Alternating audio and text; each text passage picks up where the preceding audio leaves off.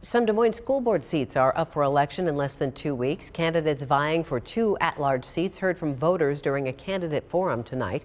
KCCI's Kayla James was there. And Kayla, you talked with people who told you tonight that this forum made it more difficult for them to choose a candidate. That's correct. I did ask some people what they took away from tonight's forum, which featured 3 candidates, incumbent Maria Alonso, Marcus Cannon, and Sarah Hopkins. People we spoke with told us they either left feeling the same about the candidates or having a clearer idea. I don't think we could go wrong. I could say something really good about all of them. I have a feeling about the 2 people that I would probably be voting for. This didn't necessarily make my choice any easier, but that's good. That means I'm not super worried that we're going to have someone who doesn't care about public schools. These are the 3 candidates. Maria Alonso has been on the board since 2021. She tells us she is focused on continuing to build relationships with the community so they can trust the district. Marcus Cannon is no stranger to being on a board. He was the president of the Beaverdale Neighborhood Association for 4 years. He says he has an understanding of how cities and schools interact and would bring those skills to the board. Sarah Hopkins is a realtor who's been in the business for 15 years with her business in Des Moines.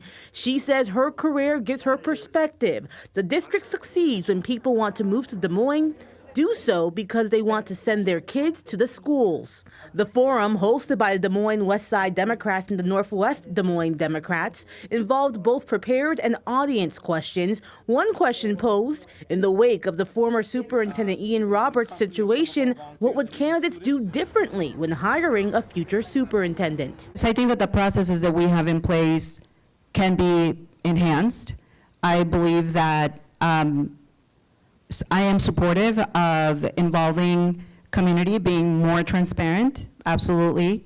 Getting the community maybe to know who our candidates are, absolutely.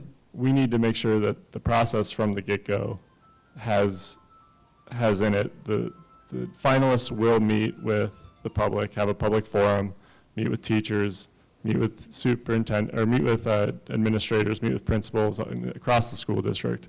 We need to be putting together a group of people, not a hand-picked selection committee, but people who are wanting to be a part of the selection, teachers, parents, community members, staff, administration, so that we can figure out what we need in a superintendent.